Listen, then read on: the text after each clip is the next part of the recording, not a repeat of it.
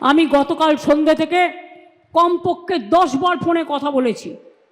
আমি কলকাতায় থাকলে হয়তো 1 সেকেন্ডে মিটিয়ে দিতে পারতাম, কিন্তু যেহেতু আমি মিদনাপুরে আছি, আমি রাত 12টা পর্যন্ত কথা বলেও দেখছি কেউ কেউ রিজিড আছে যে টেন্টেড আনটেন্টেড লিস্ট বের করতে হবে।